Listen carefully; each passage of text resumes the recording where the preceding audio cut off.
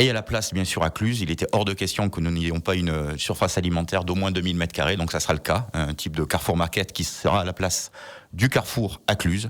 Et à côté, pour éviter d'avoir 300 ou 400 logements supplémentaires, c'est un projet public qui verra le jour, on travaille dessus, et notamment pour un collège. Il est évidemment de notre mission, de notre devoir de donner aussi la parole aux élus du territoire, savoir un petit peu bien les différents dossiers, prendre la température. Aujourd'hui, donc, on va en Vallée de l'Arve, du côté de Cluses, pour retrouver le maire de Cluses, Jean-Philippe Mas, est notre invité. Bonjour monsieur le maire. Bonjour. Monsieur le maire. Bonjour monsieur le maire. Alors avec vous, il y a énormément de dossiers à voir forcément.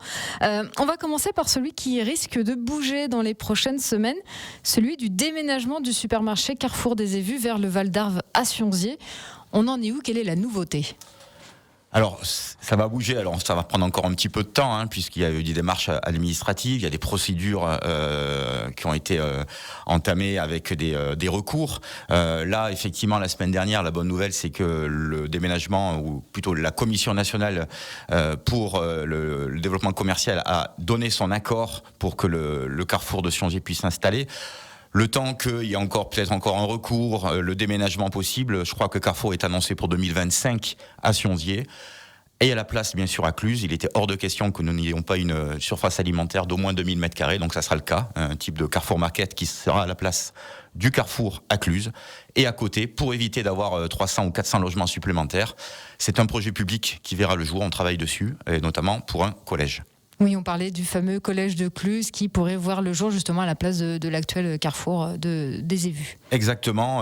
On est le département où il y a le plus fort le nombre de collégiens par collège. On est à près de 750 collégiens par collège alors que la moyenne nationale est à 480.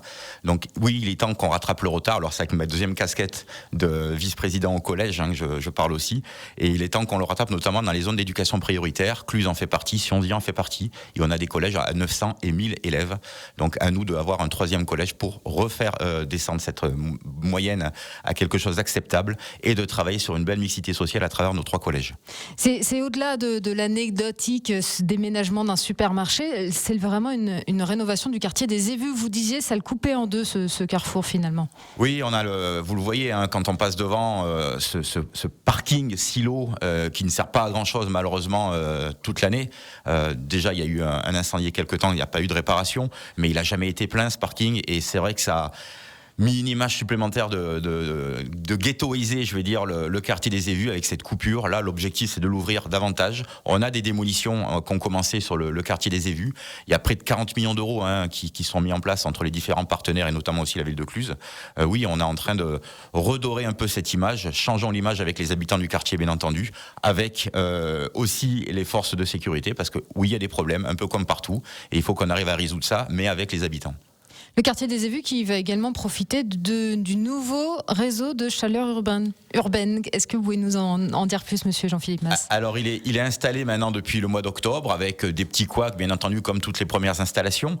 Mais c'est quand même un tuyau qui vient de Marigné, qui vient de l'incinérateur de Marigné, qui permet d'avoir de la chaleur, donc le chauffage urbain relié à la chaleur qu'on appelle chaleur fatale, c'est-à-dire la production de chaleur du four, qui est transformée en eau. Et l'eau chaude arrive de Marigné et vient alimenter près de 1600 logements sur Cluses à des prix. Et quand on voit le prix du gaz en ce moment, effectivement, on est tous gagnants. Justement, l'énergie, on va en parler. Vous êtes engagé depuis des années sur les économies d'énergie. Le sujet était encore plus présent cet hiver. Vous êtes engagé à faire des mesures en termes d'éclairage, en termes de chauffage, en termes d'illumination de Noël. Est-ce que vous avez un petit bilan de ces économies d'énergie ? Je crois qu'on n'a pas eu le choix quand on voit ce qui se passe et quand on voit le coût qui a été multiplié. Je crois qu'on a 80% de plus d'électricité prévue pour cette année en coût. Le chauffage, le gaz a été multiplié par 2,5 voire 3. Oui, c'est plus d'1 million d'euros en budget qui est rajouté sur l'énergie.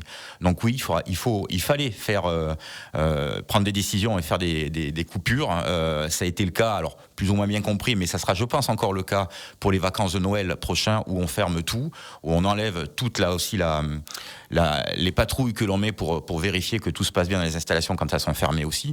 Donc oui, les installations sportives risquent d'être fermées aux prochaines vacances de Noël pour faire une activité à zéro et se permettre le reste de l'année de pouvoir les ouvrir. On a effectivement ce plan lumière comme beaucoup de communes ont mis en place en sobriété énergétique à partir de 23 heures. Ça nous a permis d'économiser, alors en puissance pour l'instant parce qu'on a les changements de contrat qui nous diront les sommes plus tard, mais on a économisé environ 10% d'électricité et on est à peu près à 18% de gaz sur ces 3 premiers mois de l'année. Donc c'est une obligation, même pas pour faire des économies, mais pour éviter de payer plus cher, malheureusement, puisque pour l'instant c'est le coût qui flambe. Et quand on voit qu'on a mis et projeté presque 1 million d'euros sur l'ensemble de nos énergies sur l'année 2023, mais c'est 1 million qu'on ne mettra pas ailleurs. Jean-Philippe Mas, à quel point cette crise énergétique, la flambée des prix, continue à vous impacter? On en a beaucoup parlé cet hiver. Aujourd'hui, en mois de mars, qu'en est-il? Alors on a quand même des bonnes nouvelles, puisque les contrats là, qui nous arrivent et les prix qui nous arrivent depuis le début de l'année sont en forte baisse, tant mieux. On serait plutôt autour de 60 euros le mégawattheure sur le gaz, alors qu'on était à près de 200 euros il n'y a pas très très longtemps. On aura la répercussion, nous, que dans 3 mois, puisque le temps que le gaz stocké, ce prix acheté, c'est à peu près 3 mois d'écart.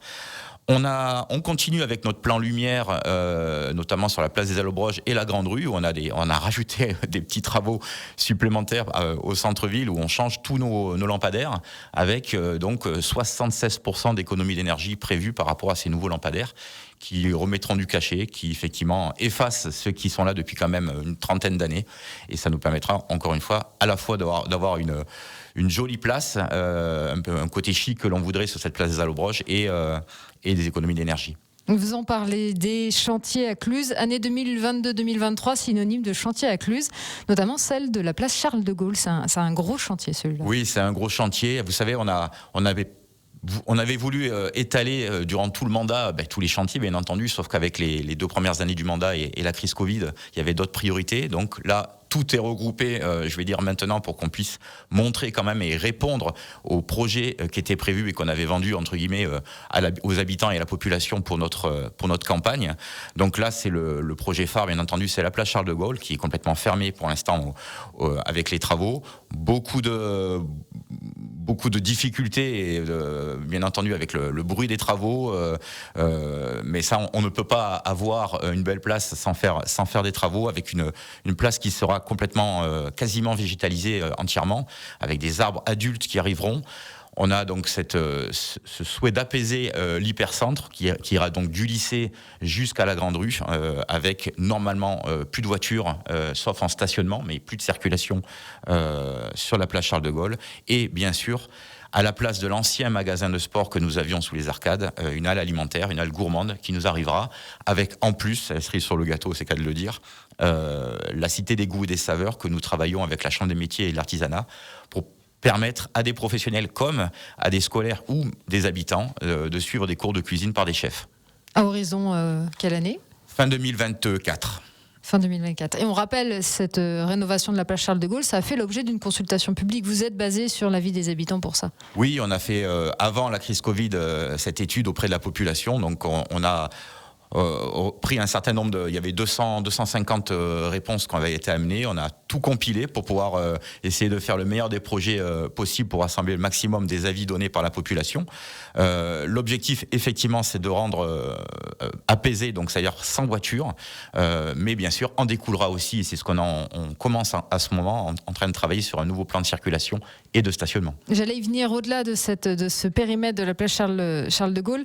La ville de Cluses s'engage dans une vraie refondation, on peut dire ça, de l'hypercentre, avec un vrai plan de stationnement, de déplacement.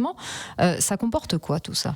Alors Cluses est un lieu de passage, ça porte bien son nom, un lieu de passage, et puis en fond de vallée, donc ça se rétrécit. Donc on connaît tous les difficultés de circulation qu'on peut avoir à la sortie, notamment du travail et des heures scolaires. L'objectif, effectivement, c'est de permettre à la population, comme aux touristes, de profiter du centre-ville de Cluses par des poches de stationnement supplémentaires. On est en train de travailler sur 500 places de plus à l'hypercentre, c'est-à-dire en créant là où il y a pour l'instant soit des friches, soit des espaces libres, des poches supplémentaires. Une fois qu'on aura travaillé sur ces poches supplémentaires, on pourra travailler, puisqu'on aura enlevé du stationnement de certaines rues, on pourra travailler sur un plan de circulation qui permettra probablement quand même de désengorger certaines rues à certaines heures. En tout cas, c'est notre souhait.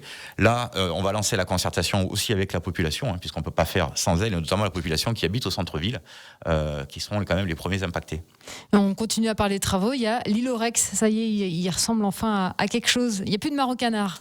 Plus de mare au canard, plus d'île aux Rex. Donc c'est l'espace qu'on appelle Luminis maintenant, avec le bâtiment qui a poussé, avec la crèche qui est en place. 29 berceaux sur cette crèche. Le parc, ça y est, les arbres sont plantés. On attend le printemps pour voir les premières feuilles. Et puis le parking est plein, tout simplement parce que le prochain parking, ça sera celui qui sera à côté sur la place Charles de Gaulle et qui permettra de rajouter des places par rapport au projet d'avant. Clusienne, on parle donc de votre commune aujourd'hui avec Jean-Philippe Mas, maire de Cluses, pour ce nouvel épisode de Bonjour Monsieur le maire. On parlera notamment de mobilité avec les pistes cyclables, mais aussi du projet du futur Medipôle de Cluses. Tout ça juste dans une toute petite minute, juste dans quelques instants, restez bien sûr. Deuxième partie d'interview avec donc notre invité politique dans ce nouvel épisode de Bonjour Monsieur le maire, aux côtés donc du maire de Cluses, Monsieur Jean-Philippe Mas, toujours aux côtés d'Audrey Bourdier. On parlait juste avant la pause de la nécessité de revoir toute la ville, de repenser toute la ville. Cette réflexion ne se fait pas sans les habitants. Vous avez créé des conseils de quartier, des conseils jeunes pour recueillir la parole de tout le monde. Oui, donc ce que l'on souhaite aussi, c'est on parle beaucoup du centre-ville, mais on a tous les quartiers qui méritent l'attention des élus, bien entendu. Donc effectivement, on a ces conseils de quartier qui nous permettra de remonter un certain nombre de difficultés et de proposer, notamment, on travaille vraiment aussi sur des poches de stationnement de proximité dans nos quartiers, sur des parcs supplémentaires pour rendre paisible et agréable la vie de nos habitants et des enfants de chaque quartier. Oui. Ça passe aussi par la mobilité, forcément. On parle beaucoup de la voiture, mais il y a aussi le vélo que vous essayez, comme beaucoup d'autres communes, de développer. Comment ça se passe? À quel rythme? Est-ce que c'est facile? Non, c'est pas simple. Alors la mobilité, on le fait aussi avec nos voisins de l'intercommunalité, parce qu'il faut quand même qu'il y ait des connexions avec les autres communes. Non, c'est pas simple parce que les routes sont plus ou moins larges. Il faut quand même mettre nos cyclistes aussi en sécurité. Donc là où on peut le faire, bien entendu, on commence déjà par du marquage pour sensibiliser d'une fois les automobilistes comme quoi ils ne sont pas seuls sur la route et trouver des solutions sur des nouvelles routes que l'on peut agrandir ou réaménager. On parlait de stationnement. Si on fait du stationnement et qu'on enlève un certain nombre de véhicules de nos rues, peut-être qu'on pourra mettre en sécurité justement sur des bandes spécifiques nos vélos. Est-ce que dans ce dossier-là, il y a certains quartiers de Cluses qui sont prioritaires ?